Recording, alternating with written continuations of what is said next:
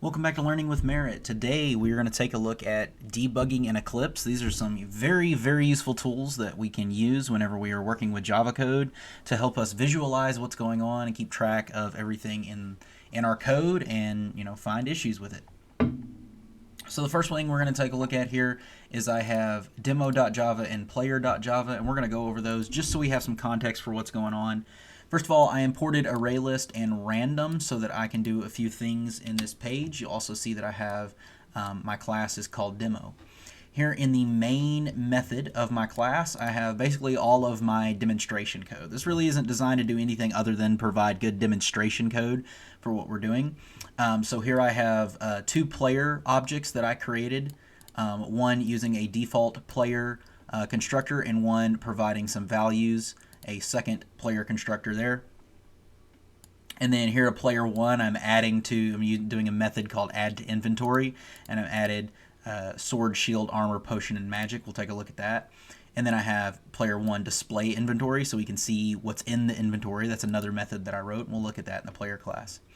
Then down here I have some unrelated methods that are going on to show you some more things. So this one is to make a random array, which I have written down here. This is my method for making a random array, and basically what it does is it provides a random integer from between 0 and 1,000, and it adds that to an array of a size that I have provided. In this case, the size is 10. Then it's going to print the original data. Then we are going to run bubble sort on this, which I have a bubble sort algorithm right here that I wrote. And then we are going to print the data afterwards so that we can see it. And this is really good for doing things like this, visualizing sorting algorithms whenever you're working with them. And then here I also wrote a recursive algorithm. This is the basic recursive algorithm called factorial.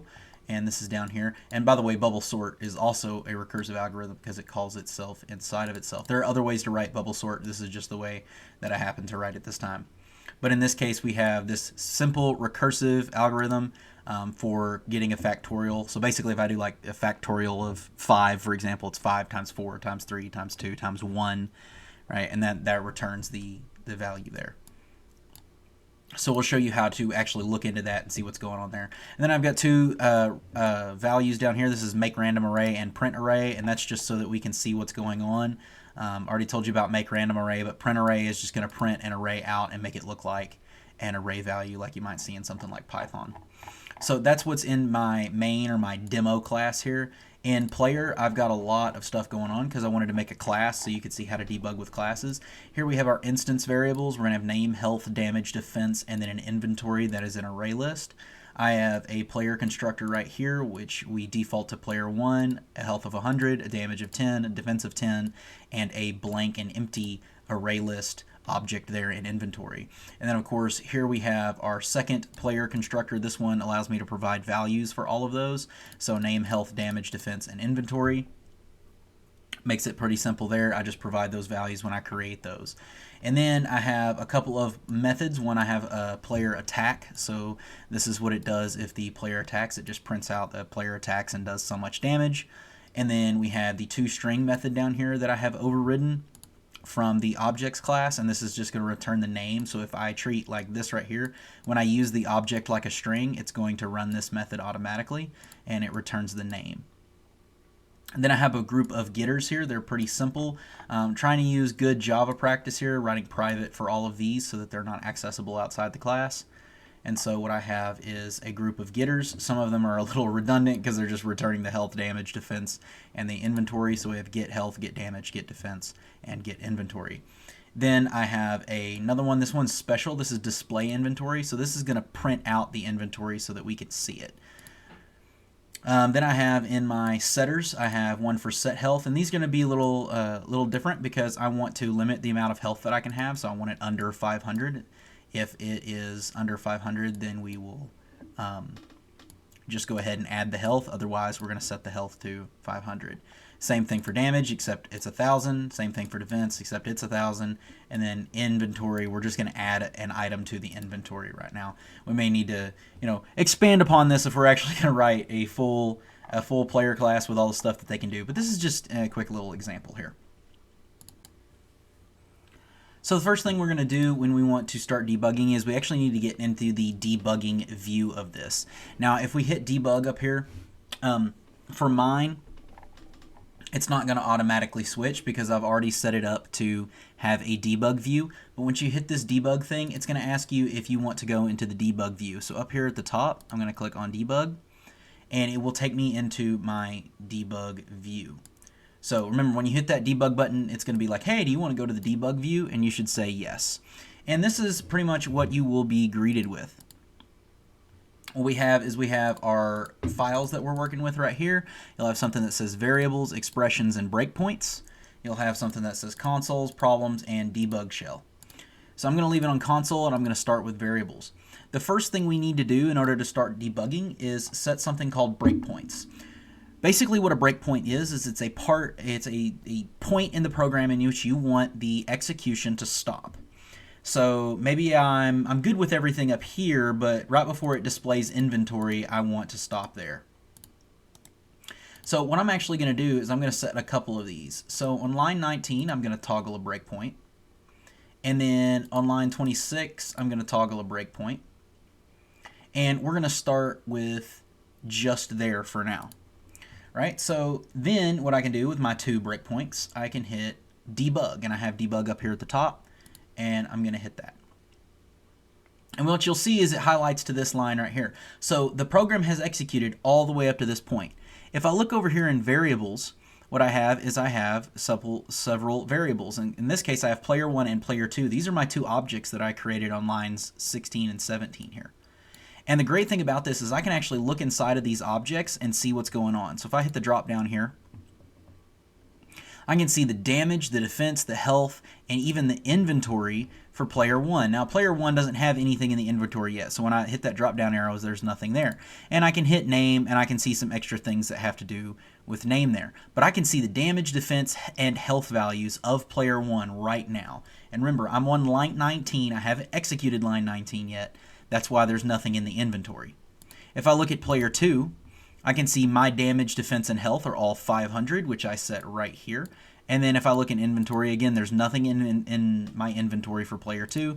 Look at name, I can see the same thing there, and I see that the name is player 2 in quotes.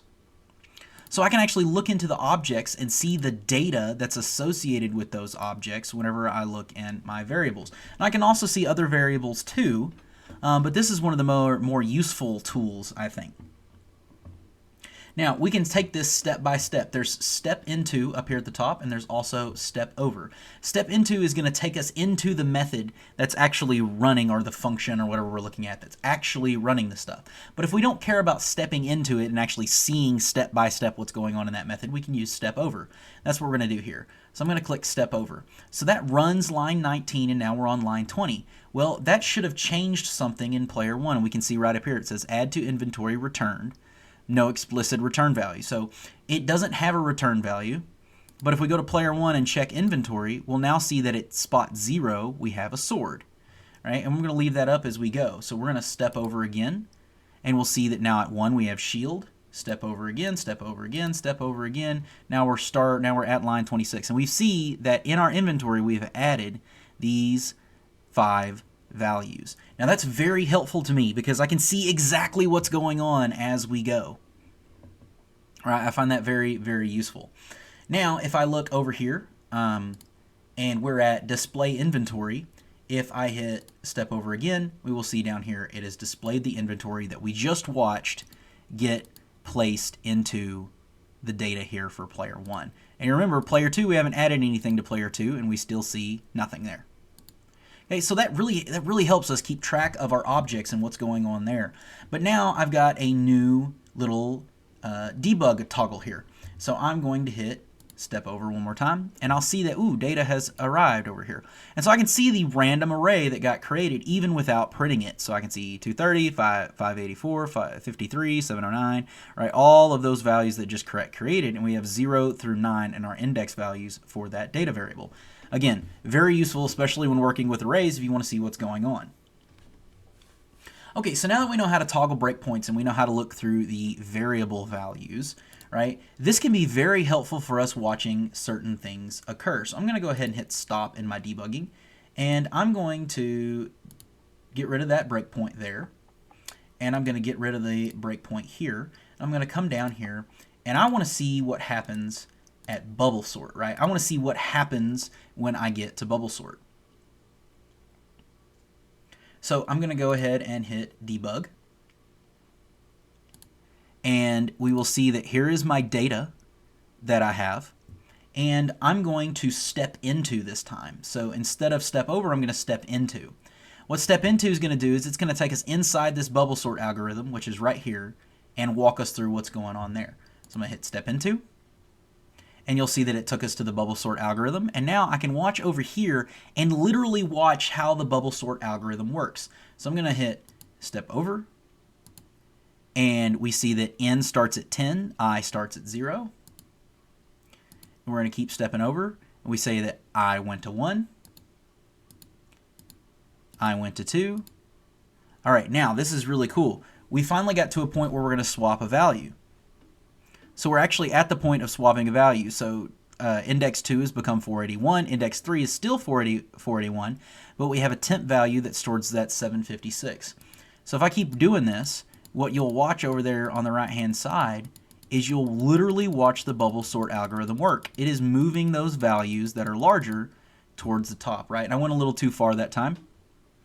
But we see now, if we look at data, we have a sorted array of data. And we can literally walk through that bubble sort and see exactly what it's doing step by step, and it'll highlight over here. It's a very powerful tool, especially even if you're a beginner, right? You're a beginner and you're learning how to do this. It will help you understand what your code is doing at the level of the computer, right? Not just what you think is happening. And of course, down here I have how it's been executed. I have my original array and my sorted array after that. So let's look at let's go ahead and toggle this breakpoint, and let's create a breakpoint right here. And I'm going to hit debug one more time. And it's going to stop us here at factorial. Now I want to see what happens in this factorial method. So again, I'm going to hit step into right here so I can see inside. So now over here in variables, we are inside the factorial method. And I can see that n is currently 5. So now I'm going to hit step over. And one more time. Now if I hit step over whenever I'm going through factorial, it'll just go ahead and return. And we'll see that it returned a value of 120 right here. Again, also great for seeing what those things return.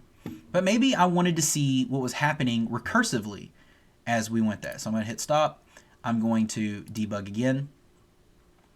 Here we're back at factorial. I'm going to say step into, and I'm going to keep hitting step into because we want to step into what's going on here. So I'm going to hit step into, and look, n just changed. N is now 4.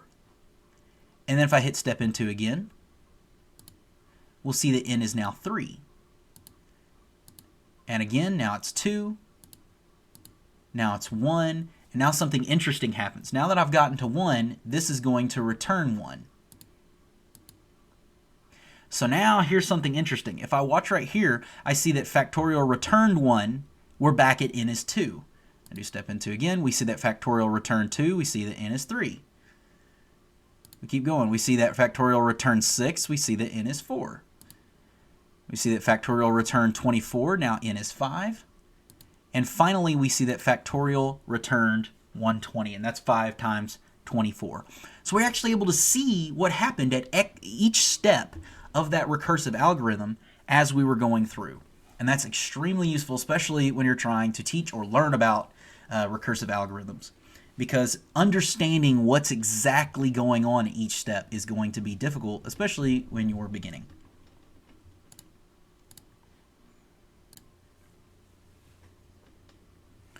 Okay, so let's say that I have added multiple breakpoints here. I'm going to go ahead and do that. I'm going to create one here at line 19.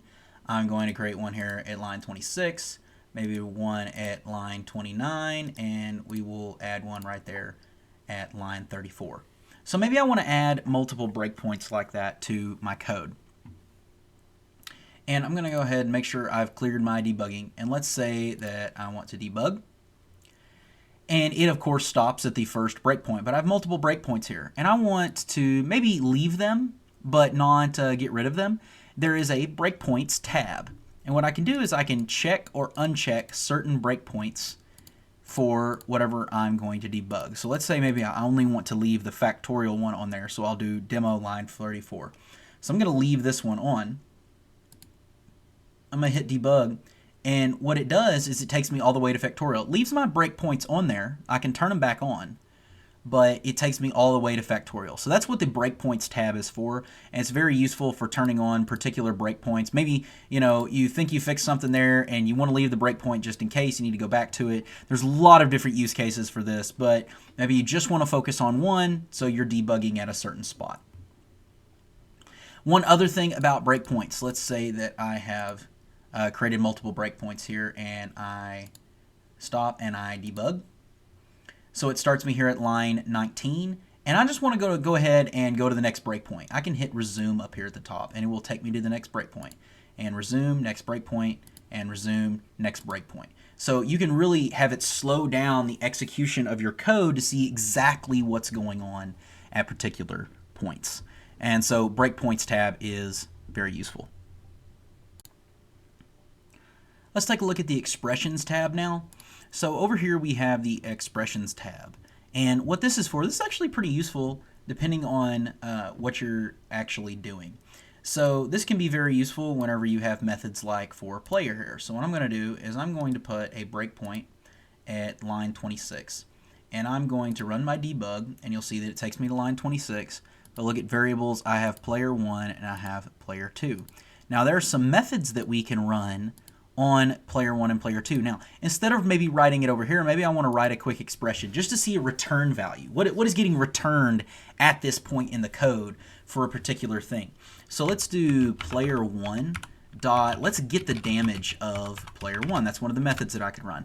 And what I'll see is that I'll get the value of 10 returned at that point. So I can see, okay, that's what player 1 is returning. Maybe I do player 2 dot get damage. And I see that when I do that, player 2.getDamage returns a value of 500, right? And maybe if I do, let's see, player 1.get, let's see, do I have a get inventory? Let's take a look. I have, yeah, I do have a get inventory. So let's go ahead and do that. So we'll do player 1.get inventory that I wrote. I'll do that right there. And you'll see that it returns this, but I can look into this and I can see that it returned the inventory at that current time, right? So it returns these values: sword, shield, armor, potion, and magic. So I can actually run methods, right? Run some expressions that have to do with my code here in this Expressions tab, and I can see what is being returned, right? So sword, shield, armor, potion, and magic there. Right, get damage 500 is returned. I can see get damage 10 is returned in that case. So I can run methods here and different things that are going on to see what will occur at this given point in the program, right? And let's see what will happen if I go ahead and untoggle that breakpoint. I clear this. I'm going to clear all my expressions. So I'm going to remove all those expressions. And I'm going to say, let's toggle a breakpoint right here. And let's try to do player 1.getDamage. Right? You see, it doesn't return anything because I haven't created player 1 yet. So this is a very useful little tool for seeing what certain methods and things are returning or creating or doing at a given point in the program. And that's what the Expressions tab is for. Okay, so let's go ahead and summarize all this and put it all together. Whenever we want to debug, we want to enter the debug view of Eclipse, and it will usually show up over here, or when you hit debug, it'll ask you to switch to the debug view. And we have several tabs. We have our code that we're going to work with. We have variables, expressions, and breakpoints that we will look at. And we have console down here to see what's going on. We also have problems and debug shell. Problems are going to show up a lot of things that I have in all of my projects over here. All right, but I'm looking at, I've made several breakpoints. I do that by finding a line, right-clicking, and doing toggle breakpoint. Here I've got several of them. If I hit debug at the top, there are several things I can do. I can hit play, and that will take me to the next breakpoint. I can hit step into if I want to go inside of that method. I can do step over if I just want to see what occurs after that method is run. So I'm going to hit step over. right? Maybe I hit play and I go to the next one, and play and I go to the next one. Maybe I want to step into this one and it takes me into the factorial method. And I keep having, so every time I want to step into the method, I will do that. I can keep track of variables and what's going on over here in the variables tab. So as I keep hitting step into, you'll see that the end value is changing. We see that as well down there. And eventually we see it returns, and we keep going all the way till finally we see what it returned. We see all of our other variables in the scope of what we're dealing with here. So we have like player, and player one is an object, so we can see its we can see its instance variables. Same thing for player 2. We can see its instance variables, and data, we can see all of the values for its elements inside of that array. All right, and we can look at all of that stuff at that particular point in the code, and then we can hit play, and we're finally done. We've went through all of our breakpoints right there. I'm going to go ahead and start debug again.